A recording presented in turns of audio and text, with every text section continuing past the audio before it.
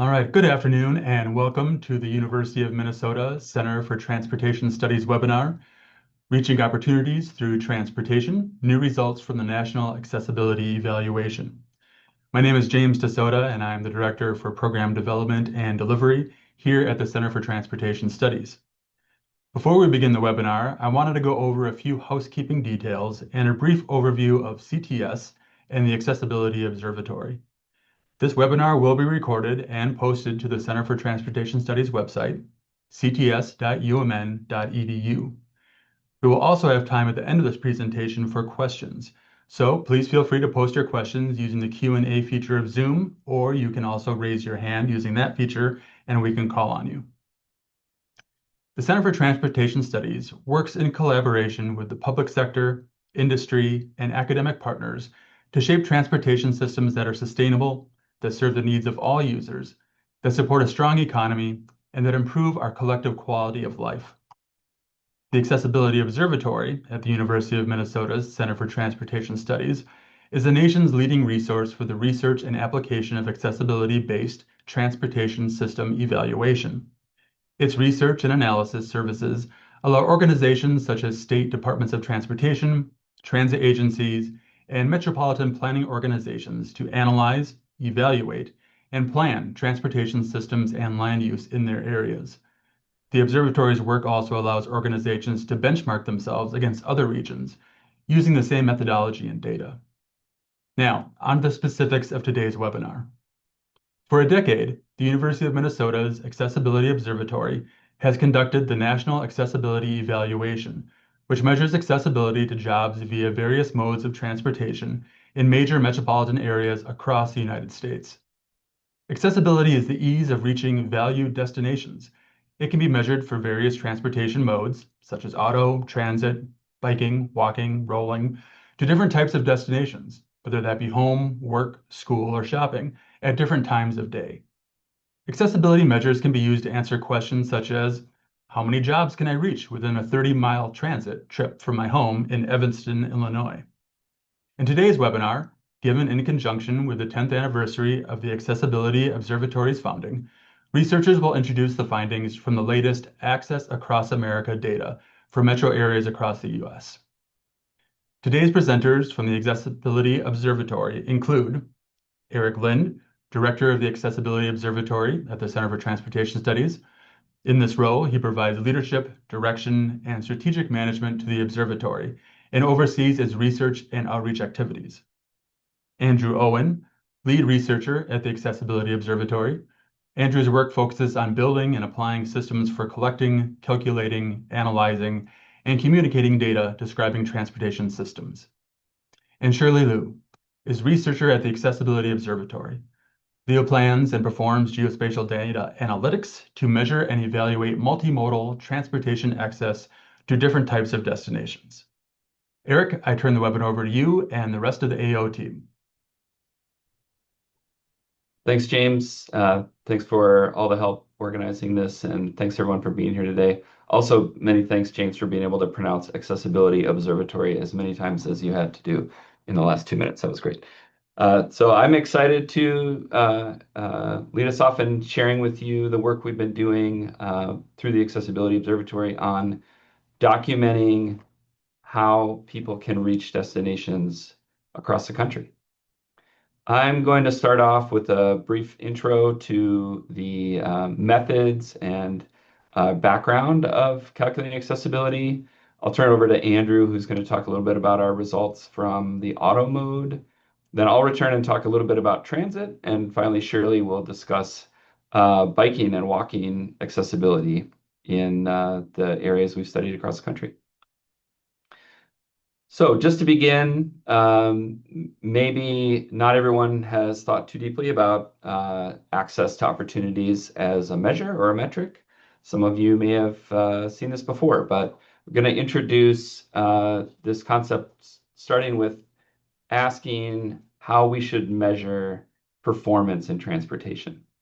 So there are many long-standing ways of evaluating how the transportation system is working. Things like travel time on roadway segments, the speed, average speed, or a ratio of speeds on roadway segments, and especially made popular by the Texas A&M Transportation Institute, the idea that we can measure congestion or delay as a summary of how transportation is performing. And as an example from their latest report, they've done some math and calculations to come up with an average commuter wasting 63 hours a year in congestion. Now, really what these metrics are summarized by is the idea of mobility, movement. So people and goods from a freight perspective moving through a system. And while important and certainly, can be a source of frustration if the movement is not what people think it should be, this doesn't quite capture the full purpose of the transportation system. And in fact, the organizations and departments of transportation that are responsible for the transportation system recognize this in their own mission statements. And so just highlighting a few from Texas, for instance, the mission is connecting you with Texas, so people connections. North Carolina, connecting people, products, and places. Oregon, connecting people to help communities and economy thrive. So it's really about connection. And when you're talking about connection, connecting people to their destinations, that is the essence of accessibility. And what we're trying to do with measuring and what we've been doing for the past 10 years, measuring accessibility, is to actually put some numbers on these mission statements. So if the mission is to connect people with their destinations and to give people opportunities, we're able to do the math to help make that visible and measurable for those DOTs and for other planners and analysts. So to use a concrete definition, which James mentioned in the introduction, accessibility is the ease with which a traveler could reach valued destinations. And the two italicized words here are important. Ease refers to low effort or the absence of a cost. If it's easy to get there, there are not many barriers in your way of any different type. And then could refers to the fact that what we're measuring in the math that you will see and the results you'll see is that what people have the opportunity to connect to, not necessarily what they are doing. So it's sort of the choice set that's available to anyone leaving their residence or making a trip for the day. What are their options? Okay. So as we begin to measure accessibility, there are three elemental components to this. We have a set of origins. Where are you starting? We have a set of destinations that are possible to reach. And importantly, we have choices of connection to get there. Choices of mode, so driving, biking, walking, and taking public transit. But you also, within those, have other choices as well, choices of route, choices of different ways to get to the same destination. So choices are an important part of accessibility. The second part is costs. So as the opposite of ease, we have to think about what does it cost you to make that trip, whether it's a monetary cost with how expensive it is to own and insure and fill the gas tank of a automobile, whether thinking about safety in the bicycle realm, often the cost of transit trips are involving time and so forth. And so we try to calculate these costs using different ways of setting up the networks that you're going to learn about in a little bit. Okay, so I'm going to walk through specifically our origins, our networks, and our destinations before we get into the results. So for our origins, we use the census geography, the US Census geography of blocks. And this is the smallest unit in the census geography. Essentially, it's any piece of land that's bounded by 4 roads. And in urban areas, it often looks very regular like this, and in rural areas, it might look very different. But essentially, this is places where people live, okay? And just to give you a sense of what that means for doing this across the whole country, this is a a block in South Los Angeles. And I'm just going to zoom out a little bit to show you what that looks like in context. So this is more of a neighborhood view. There's that block being treated as an origin. As we zoom out to the city and the region, you can still kind of see that dot in South Central there, which refers to that origin. But you also imagine that the entire map is filled with those origins as well. And as we zoom out to the national level and circle back in on that particular block, you can recognize that multiplying out all of the places across the country, we're talking about a tremendous number of origins. And in fact, it's over 8 million that we use as origins for our calculations. So those are our origins. Moving to the networks, the data we use for networks have to describe how people can move, all right? So for auto, we have very well-developed data on not only where you can drive, but also how fast you might be able to go at very fine segments across a day.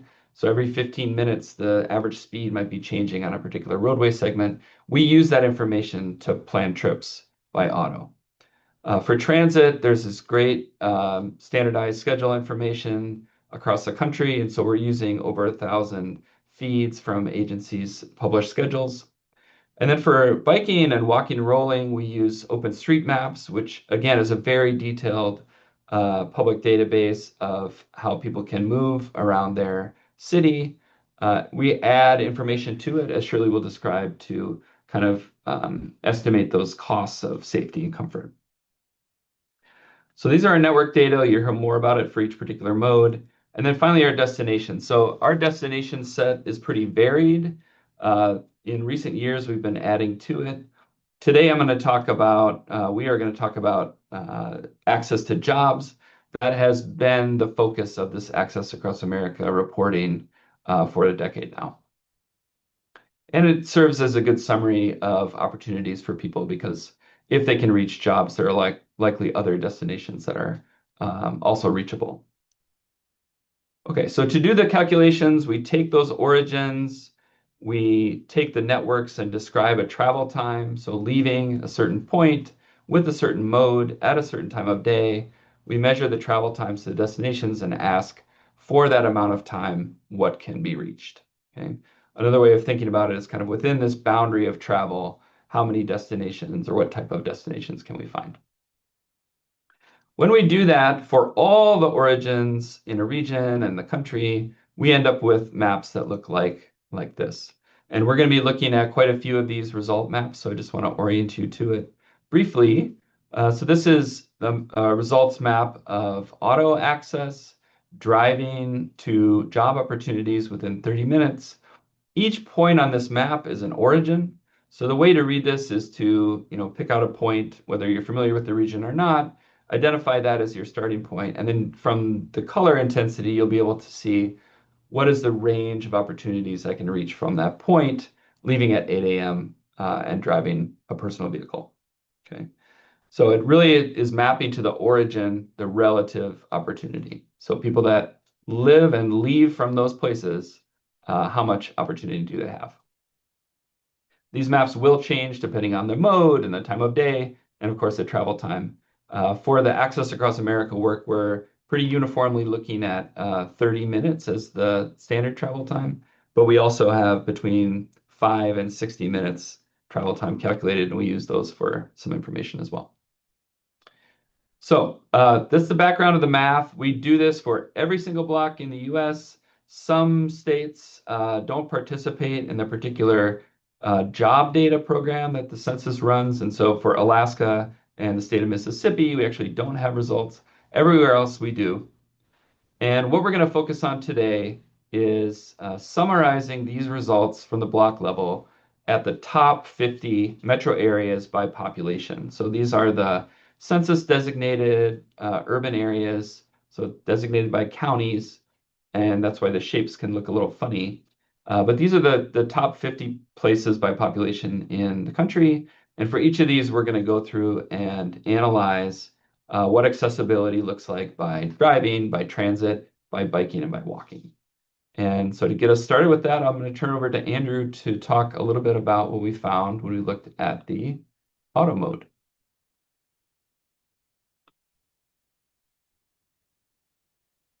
Thanks, Eric. Sorry, a little bit of patience there as I was getting my camera to turn back on correctly. So looking at job access by auto in these top 50 metro areas, as Eric mentioned, um, it's we could jump straight to a list of rankings and say who's best, who's worst. But I think it's really important to provide some context so that we can recognize, like, hey, City X is number 17. Is that surprising, or is that about where we expect it to land? So I want to introduce this concept of comparing a metro area's rank by economy versus its rank by access. And by economy here, we're just counting up the total number of jobs, like how big is the employment base in a particular metro area, and how is that to compare to its rank by access. It'd be easy to just assume that the metro area with the greatest number of jobs has the greatest job access, and the metro area with the 10th greatest number of jobs has the 10th greatest job access. That would be true if every metro area did the same, was as effective as every other metro area. Everybody did the same quality of job of providing people access to the jobs that are there. So is this true? Is the rank by the total number of jobs the same as the access rank? It turns out it's not, and it's really quite emphatically not. We see some big differences here. Most notably, Eric, you can go and flip to the next slide. Yeah, thank you. Los Angeles edges out New York for the number one job access by car slot in the whole country, despite New York having quite a few more jobs than the Los Angeles metro area. So a little bit of swamp there at the top. Further down the list, we actually see a lot of cities moving around and performing differently than we'd expect. Chicago has the third greatest number of jobs in the country, but it ranks eighth by job access by car. And then once you get down to rank number 5, Houston, Philadelphia, Washington, D.C., Atlanta, Miami, Boston, all fall out of the top 10 when we rank them by access instead of number of jobs. And they're replaced by cities like San Jose, Minneapolis, Phoenix, Detroit, Denver, Salt Lake City, all move up into the top 10 when we switch to this access by auto ranking. So I want to, we can look at this 1 through 10, compare rankings. It gets kind of messy if we try to hold those side by side for all 50. So we can look at it a different way, which is to plot a metro area's rank by number of jobs versus its rank by job access. And when we do this, we'll see cities show up on this map. If those ranks were the same, they would all be along this diagonal line. But we've seen they're not. Cities that are in the top left of this chart are cities where access is higher than we would expect. These are cities that are doing a good job of providing people access by car to the jobs that they've got. Cities that are in the bottom right part of this chart are cities that are performing not as well as we'd expect in terms of turning jobs into job access.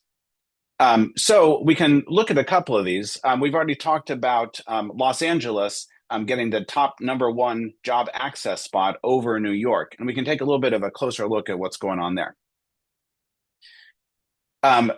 Los Angeles is, by this view, a really great place to drive.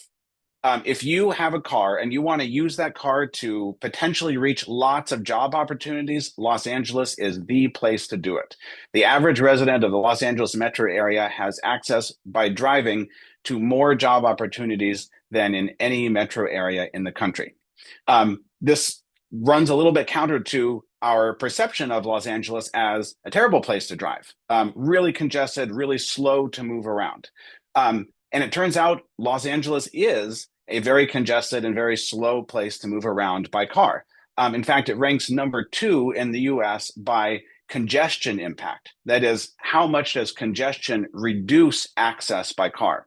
The number 1 slide is taken by the Riverside metro area, which of course shares a border with Los Angeles, and so that's not much of a consolation. I think we can just look at them as a group as the most congested place in the country. So these two maps together and these two results together highlight this sort of mobility versus access comparison, and reminds us that it's possible to have a very congested, sometimes slow-moving road and highway system that at the same time provides its users with more opportunities to drive to in less time than in anywhere else in the country.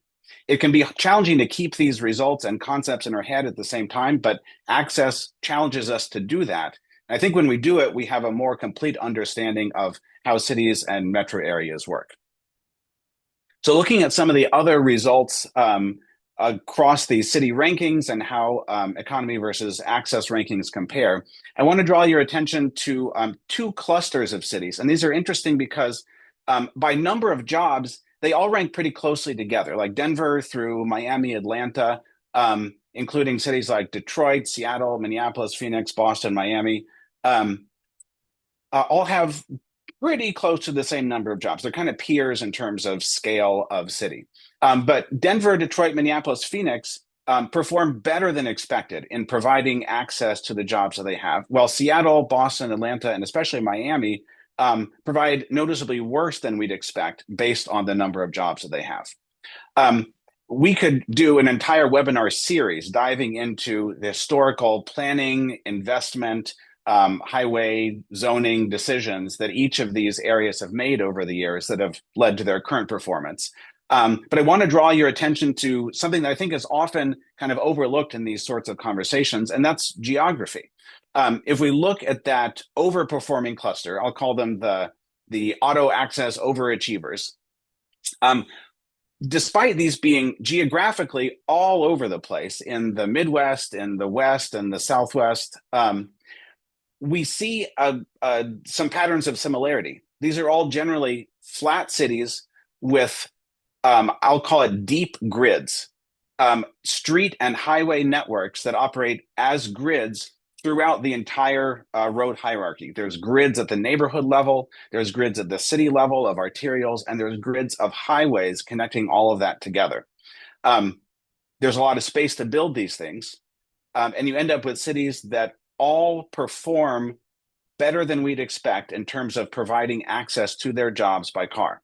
When we compare that with what I'll call the auto access underachievers, looking at Boston, Miami, Seattle, and Atlanta, we're looking at cities that have some sort of geographical constraint applied to them, hills, bays, lakes, wetlands, that have squeezed development into smaller areas, created bottlenecks in the transportation system that are expensive to overcome. Now, these are all wonderful places to live. A lot of people really enjoy living there.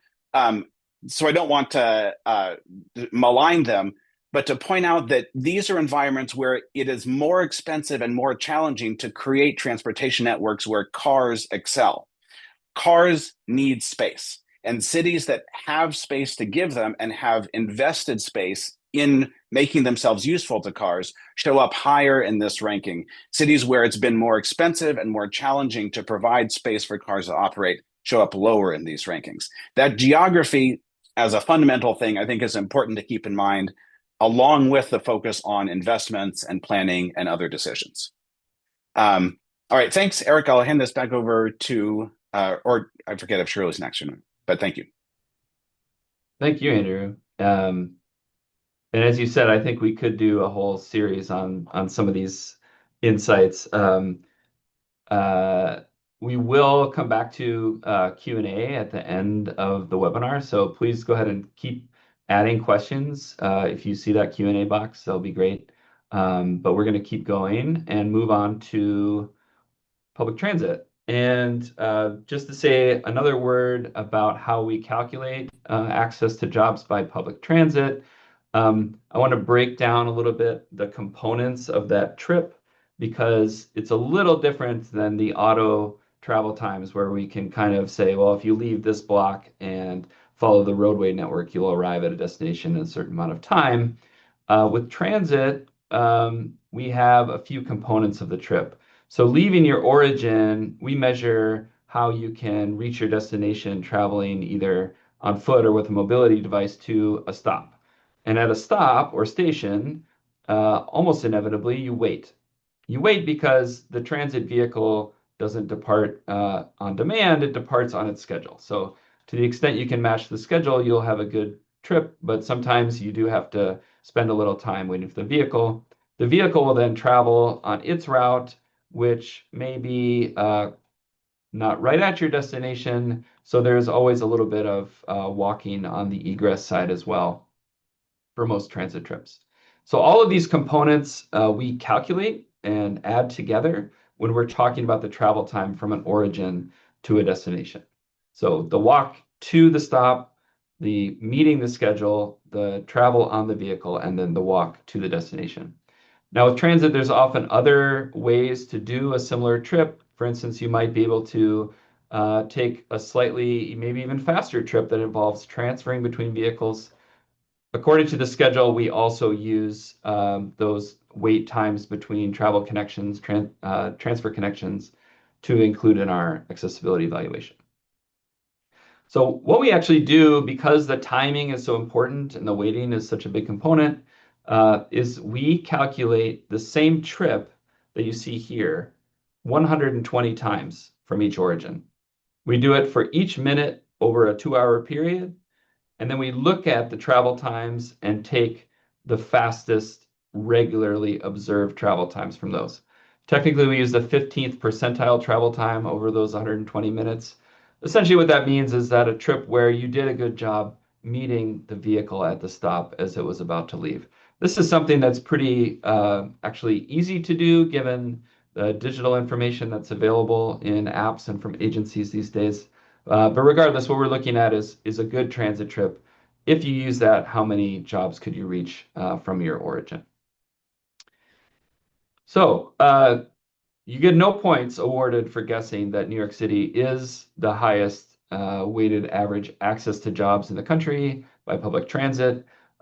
What I want to highlight with the map here is, of course, you can see the density of opportunities throughout the island of Manhattan, but the geography around Manhattan differs quite importantly depending on how close you are to the transit service. So there's places where essentially you have equal access to those opportunities within a reasonable travel time, but the farther you get from the subway network or the regional rail network, you will start to see pretty big drop-offs.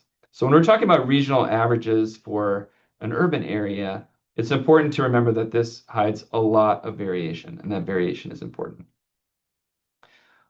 In our reporting, and these are diagrams you can find in the Access Across America reports, which we'll link to at the end on a website. We have some summary statistics, so you can look easily to see for New York, for instance, it's ranked #1 by employment, #1 for accessibility via transit. It's gone up over the last couple of years, and you can see the total number of jobs and workers. We also have the ability to look at how the accessibility increases over time. As I mentioned, we're calculating everything from 5 to 60 minutes travel time. And of course, the more time you spend traveling on any mode, the more jobs you'll be able to reach. So New York is #1. San Francisco is the second city of transit. It comes in second place. This is another reflection, maybe the flip side of what Andrew was discussing about geography constraining access via auto. Sometimes constrained geography is really good for transit access because it forces investment in things like subways and elevated trains and bus lanes that allow for efficient movement of lots of people, which is what's necessary when you've got something like the Bay Area. And so again, you can see even within San Francisco, there's a lot of variability about high levels of transit access, but overall, weighting it by where people live, there's a really impressive accessibility to jobs in San Francisco. And then third place, last one to just highlight is Chicago.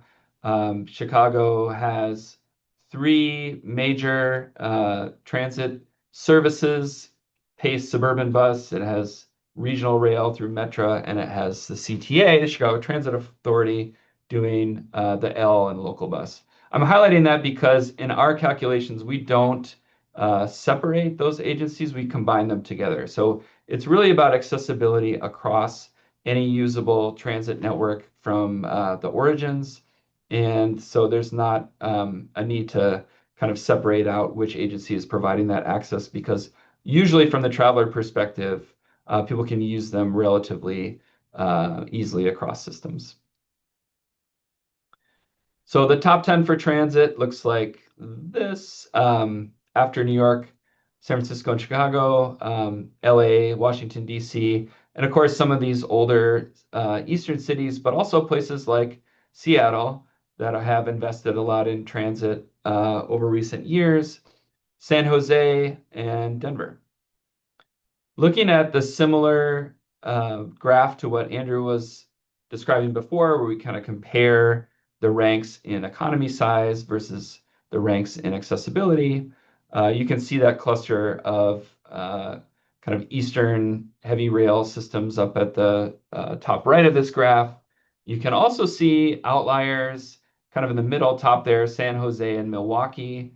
Both of those share not only good local transit, but pretty quick connections to bigger urban areas. So in San Jose's case, it's very easy to transit into the job centers of San Francisco. In Milwaukee, it's fairly easy to transit across into Chicago and suburbs. So that gooses those locations in terms of the people that live there, in terms of what jobs they're able to reach by transit. The other side of the spectrum, Dallas, Atlanta, not particularly good for the size of those economies. Of course, there's been a lot of discussion recently in the Dallas area about the regional participation in transit service at all. So it does differ depending on not only geography, but especially what the agencies are providing in terms of connections to transit. And then the last thing we like to highlight year over year, and we'll come back to at the end of this talk in terms of change over time, is you do get, in some cases, pretty significant changes year over year with transit access. And this is a combination of maybe increased service happening in some places, but especially a good match between that service and where jobs are located.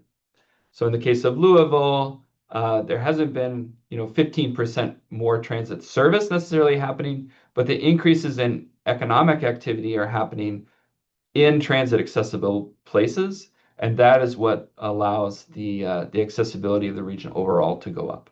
So what accessibility is telling us in the transit case especially is how well the movement system and the land use in terms of jobs is matching up.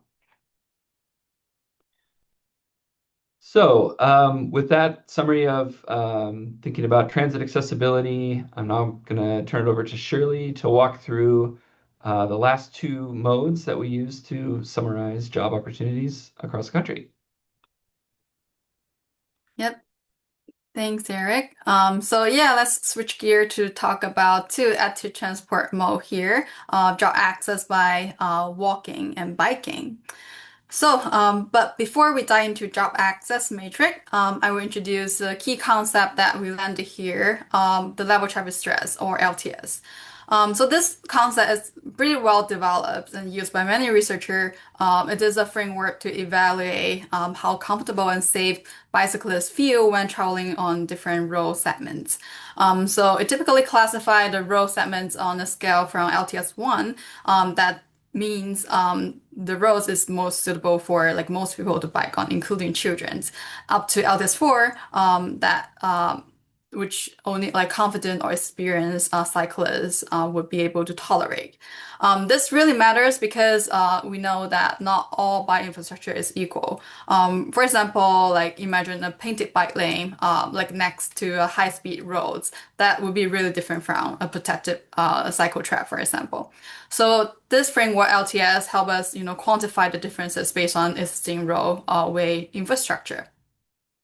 So with this concept in mind, we apply the LTS scoring system to every street segments based on the existing roadway features and bike infrastructures. Then the resulting network classifications are shown in the example of the street network maps here for Chicago. But so how do we apply LTS to job access?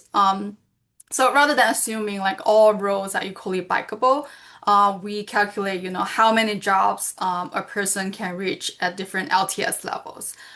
So if we click Next, the map shows here is the Chicago metro area biking to jobs within 30 minutes using only low and medium stress routes. That is like LTS1 through LTS3. So in this case, we see those LTS4 routes or roads or what we so-called high stress roads as a barrier for access here. As we know, like most people don't really feel comfortable or they just won't bike on those routes at all. So this is give us a more realistic picture of, bike accessibility to jobs within the cities. So moving on, we know job access like changes as we account for like network stress levels. For example, here we see in the upper the chart in the upper left here, we see that more jobs are reachable within the 60-minute travel time threshold. For if you are willing to bike on like both low and medium stress roads versus if you're only willing to bike on the low stress roads. So in other words, imagine if we can lower the stress levels of a street, for example, like by adding a protected bike lanes, we can evaluate, how much access increase through the infrastructure improvement, which can be a really useful metric for project prioritization, for example. And the other chart in the lower part here shows accessibility ratios for the lowest stress, low stress, and medium stress bicycle network compared to the maximum of open streets access. So the percentage shows up here, review, how well bicycle network perform in terms of access to jobs. Here for Chicago, we see that over, like, for example, 80% of the jobs are reachable via a medium stress network, which is relatively high, compared to like most other metro areas. So let's move on. Looking at the similar ranking graph you have seen in the previous transit and auto. So this is for bike access. So you see the circle here, we highlighted a couple cities which are the top 3 performers this year for bike access to job via low stress routes. They are New York City, San Francisco, and Boston, with Seattle and Chicago follow next. This is probably not surprising to you because all those cities feature this kind of dense urban cores and also review they have pretty well connected by infrastructure. But click on next. Another important insight we would point out is sometimes total regional employment doesn't always predict by access. So let's look at the 2 counterpart cities here. For example, Boston versus Dallas. And let's look at more detail in the next slides. So the next slide, we are pulling some data out of our report, looking at the ranking specifically. We see that the Boston Metro here is ranked 10th largest by total employment, but it ranked 3rd by access to job on this low stress bicycle networks. The map reviewed that the city's compact cores and connected by infrastructure in this case. Versus Dallas, we see that it ranked 4th by total regional employment, but it only ranked 21st by access to jobs in the regions. This means that, despite having more jobs overall in the regions, but the sprawling land use and the high stress road network really limits, how many jobs people can actually reach by bike within the cities. So it's not just about, how many jobs exist there. It's also about, the network connectivities and the existing urban form that really matters and define the bikeability or bike access to jobs. All right, so moving on, next, let's shift to talk about walking. So for walking, we currently measure access as if, all streets are equal. That means, anyone can walk anywhere within a certain travel time that's, defined by a reasonable pedestrian network, like excluding those typical highway or motorway that's illegal to walk on. So this is a reasonable starting point because, walking we see as a more universal mode, and pedestrian infrastructure is more like ubiquitous than the bike infrastructure. Although we also see, the need there to hopefully distinguish like different walking environments and measure different impacts on access, which we're gonna introduce a little bit in the later slide presentation. So, but let's focus on walking access to jobs here. So walking access to jobs is part of the multimodal performance metric reviews, like proximity access, which is driven by like existing land use, where economic activities happens and the densities. Um, as we see, what we found is really the primary driver of walking access is the job or employment densities. So this graph shows a really strong positive correlation between them, the job density and the walking access to jobs. As we see, as job density increase, the job access increase, and the most, top 50 cities here fit really tightly in this relationship. But just point out a couple cities here. One is like New York City shows up as a really dramatic outlier. It is pretty notable, as you all know, as for its extreme high job density in its urban core versus Los Angeles, which falls below the line despite we see its very high job density in the area.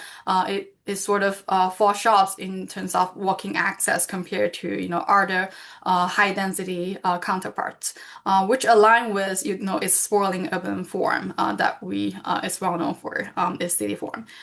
A highlight of a couple cities, New York City, San Francisco, Boston, and Chicago are the top 4 cities with the most, walkable environment in terms of accessing job opportunity. This year shows up in our report. All right, so next one last bit of the information I want to touch base on is looking ahead.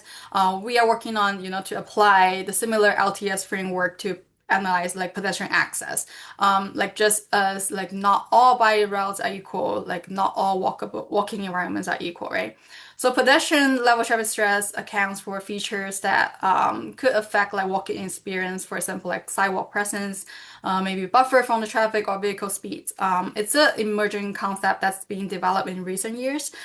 So we have initiated a pilot project in Chicago area to categorize streets across like 4 stress levels, similar to bike. So we have actively working on like integrating these into our access calculation. So the goal here is to provide more holistic pictures of where people can safely walk to jobs. But all to say, stay tuned on that. So I guess I would call that a summary of walk and bike access on my part. So now I will hand it back to Eric for the rest of the presentation. Thank you, Shirley. So that concludes the 2024 modal summary for auto, transit, walk, and bike. Before we get to a more general wrap up, I just wanted to take advantage of highlighting again that we've been doing this work and Andrew has been leading this work for 10 years. That is a really powerful set of data that has been consistently and regularly calculated. And we can use it to look at what's been happening. And it turns out that the intervening years of the last 10 include some pretty notable disruptions to travel. So just to harken back to 2020 and the COVID-19 pandemic erupting and changing so many things about travel on a daily basis across the country, we are able to look at how that manifested both in those impacted years, but also how things have changed afterwards, all the way through 2024. And so this is showing a timeline of accessibility at the urban area level, and the gray lines are other top 50 locations, and we've highlighted some. And if you follow the colors, you can see it's pretty uniform that starting after January 2020, there was a very large spike in auto access. So this is auto accessibility to jobs, and the 2021 travel year was the single best year that any of these cities had experienced in our calculations anyway. And that meant that people could reach many, many jobs. Now, of course, the irony was this was at a time when people weren't traveling to their jobs as much. And in fact, that's why the accessibility went up so high. So what we saw after that kind of disappearance of congestion is, of course, there was some congestion returning, and that did limit people's ability to reach jobs by auto in the morning peak, which is when these data are from. But what you can see as you look down that list of cities is that almost without exception, the exception being Houston, you can still reach more jobs in all these places with a car than you could pre-COVID. So there's better auto accessibility in Los Angeles and in Boston and in Atlanta even than there was pre-COVID. And in some cases, it's dramatically higher. Which means that the story of how telework is informing daily travel by auto especially is still evolving. And I think that's something you see in other metrics as well. And just to highlight, the transit story is slightly different. Of course, transit, the accessibility to jobs relies on that coordination with where the jobs are. And as jobs leave, geographic locations which are very well served by transit, for instance, downtown, central business districts, that accessibility can drop. But the other thing that's happened, of course, with transit is that agencies have had to cut back on service, cut back on frequency, reduce some types of offerings that were more oriented towards, a 5-day-a-week white-collar job commute. All of those kinds of changes have impacted accessibility. So this is maybe a little different than other transit stories you've seen, which is focused on ridership. This is accessibility. So what could you do with the transit system has been declining a little bit since pre-COVID in many places around the country. Now, obviously, what you can do with the system, the accessibility, will inform and predict ridership. But in terms of what agencies are doing, there is less on offer for residents of these urban areas than there was pre-COVID. So I just want to conclude by thanking our DOT partners. You see a map of them here in the current iteration of a pooled fund study, which is just a way of getting funding together to do this work. This is our 10th year of data and the conclusion of one of the pooled fund studies. And this has been a great collaboration, the insights that these DOTs have about how these data can be used for performance, for selecting projects, for prioritizing certain places or people for improvement. It's been really, really great. We are continuing the work. We have a new pooled fund that we're currently gathering commitments for, meaning people that want to participate. We're going to add destination types. We didn't get a chance to talk today about some of these other types of destinations other than jobs, but we have a wealth of information on that. We are going to be doing some data fusion with observed travel and how that fits in with what's possible. And we're hoping to continue to help agencies implement these data into their process for measuring performance for selecting projects. And as Shirley mentioned, one really neat kind of cutting edge thing is maybe expanding this pedestrian level of traffic stress to be able to add to the conversation about what, cities of proximity look like across the US. So with that, and with an eye to hopefully having a few questions to discuss, I'm going to conclude this part and just say, I hope you'll stay connected in both senses of the word. Our website here, and you'll be able to find it through other means as well, has not only the reports that we've been previewing, but also the data. We're archiving block level data for all these modes to the extent we're able to share it, covering most of the country. And you'd be able to download that data, play with it, map it yourself, do any kind of analysis that would be helpful. And as you do that, please reach out to us and let us know how we can help you think about accessibility as a way to measure the transportation system. So thanks all for attending, and let's have some Q&A. Excellent. Thank you, Eric. Thank you, Andrew and Shirley, for the wonderful presentation. We do have two current questions. The first one being, why the 15th percentile for transit instead of the median? Sure, yeah, I can take that one. So when partially this is a methodology shift that we used to take averages of accessibility, where we calculate accessibility across those 120-minute time bands and look at the average. The 15th percentile travel time fits better with the results from that, so it's more consistent across time. But also, it's essentially a way of saying, what are you able to reach if you do a good job of meeting the transit vehicle at that first departure, essentially. So it's not, it does account a little bit for the variability, but it's not putting the emphasis on the wait time, which is important in people's real experiences. But we're kind of saying that the best transit trip or a regularly observed fast transit trip is a good representation for people's job commutes. Excellent. Next question.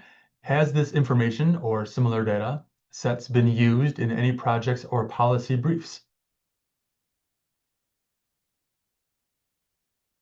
Yes, specifically projects meaning, decision making by Departments of Transportation. Yes, I don't know, Andrew, if you want to discuss any work that we've done with MnDOT or Met Council on this. Sure. Well, I think that maybe without getting into too much of a like individual project detail, it's just worth connecting the dots that the DOT sponsors of this project of the National Accessibility Evaluation are in some ways even more of a consumer of this data than we are ourselves. So they get all this data in block level detail with all those different destinations and have actually put it towards a wide variety of uses. And in some places, it's primarily like a dashboard score for performance management. There are some state DOTs that are using it for prioritizing and selecting projects and planning investments and things like that. So there's a lot more to say about that, but I think the short answer is yes, and it varies a lot by state that's receiving the data. Excellent. Thank you. The next question, is parking ever factored into the driving accessibility metrics? This is a great question. Go ahead, Andrew. Well, I hope that Eric and I were about to say the same thing. Is it ever? I think the short answer is no. We don't currently include that.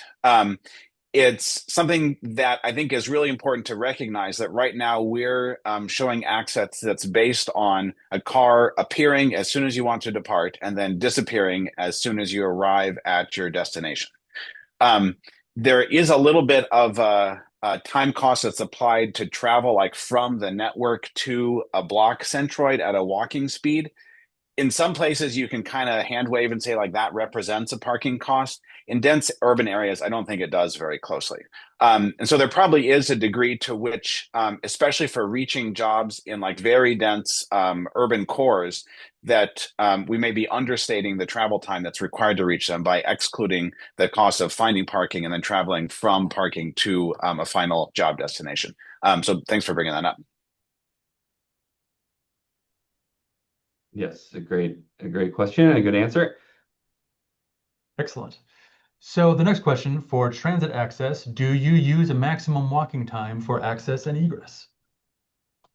We don't use a maximum time, and maybe, Jonah, this is where you're going, but one of the side effects of not capping that is that in some cases when you're planning a transit trip, the trip planner, the routing software we use will actually just have you walk all the way there because it's faster to get there walking than it is to wait for a transit vehicle. So technically when we're reporting these transit access, it's walk plus transit, which in some cases means walk alone. But we do that because there's definitely empirical data about how far people typically will walk to reach transit service, but we're not capping it when we do these kind of opportunity plans because it's still something people could do. Excellent. Thank you. So this next question I think is very interesting. If you were going to try to extend this analysis to rural areas, in general terms, what types of adjustments would you make? As a state DOT whose primary influence is over project selection in rural areas, any reflections would be helpful. Yeah, this is a great question. And as I emphasized in the beginning, we calculate accessibility from everywhere, and that does include rural areas. Last year we did a project focused on Minnesota rural access, which is available. And Ryan, if you wanted to reach out, we could connect you with that work. The short answer is that in some ways, rural areas are defined by low accessibility, right? Because they're places where it's not as easy to reach lots of destinations. But the framework can be applied in just the same way, which is where are there places that are relatively lower in job accessibility, which could be, aided by changes to the transportation network? Where are there places where it's really the land use that is going to determine whether that accessibility exists at all? So it's not simply an urban environment. I'd say the other thing to note is just the multimodal options nature of the accessibility data obviously will change to the extent that there's a lack of transit service, if there's a lack of bicycle facilities. Some of the data may be a little bit less impactful. But we're definitely applying it in rural areas, and that's true of most of the DOTs we work with, that their project areas are rural as well. Excellent. I think our final two questions here, and we'll get out right around our end time. Next question, is it possible to project these accessibility metrics out to future transportation environments? For example, the Blue Line and Metro Transit. Can you do something as a forecast going forward? Yeah, so that is absolutely possible. And I think actually a really great use of accessibility metrics. In some ways, this snapshot view of access comparing place to place, for me, it really just drives my curiosity of like, well, what if we change things? The key part of projecting accessibility into the future is making predictions about what the future is going to be like, the network and also the destinations. The network side of that is typically a lot easier, and it's easiest in the transit side of things, as in your example. So we can and have in a couple different projects with local agencies said, okay, what if we make this improvement or change to the transit network? We will generate or receive from a transit operator a new set of timetables with potentially new routes in them, create an access data set, and then compare that to the baseline. We can do that for changes to the road network as well, whether it's just changes to speeds or making new investments and creating new alignment. It's also possible to think about future scenarios that are based on changes in the destinations or where people live and say, if we leave our road network the same, but things become less dense or more dense, how will that play out in terms of access? So comparing current situation to future scenarios, I think is a real strength of access as a way to understand how cities are operating. Excellent. Thank you. And our final question, and Shirley, thanks for typing in a response to the other question. The last one we'll ask live here is, do you look at access based on cost at origin, housing price, versus job pay scale at destination, getting at the well-known phenomenon of people not being able to afford to live in a high access location? We don't include this in our data, but housing plus transportation costs together, I think, is a really powerful way of thinking about opportunities that people have available to them. You can think about that, as you mentioned, you could spend a lot of money to live in a place where you don't have to afford a car. But on balance, like how do people combine those two parts of the system, which again, accessibility tries to integrate the transportation and land use together. So we don't look at that housing side as much, but it's definitely a way that we can apply our data to kind of understand how cities are working. Excellent. Thank you. Once again, thank you, Accessibility Observatory team, for the wonderful presentation and all the excellent work. And thank you to all of our attendees for making time to hear about this wonderful accessibility report that's just coming out now. So thank you, everyone.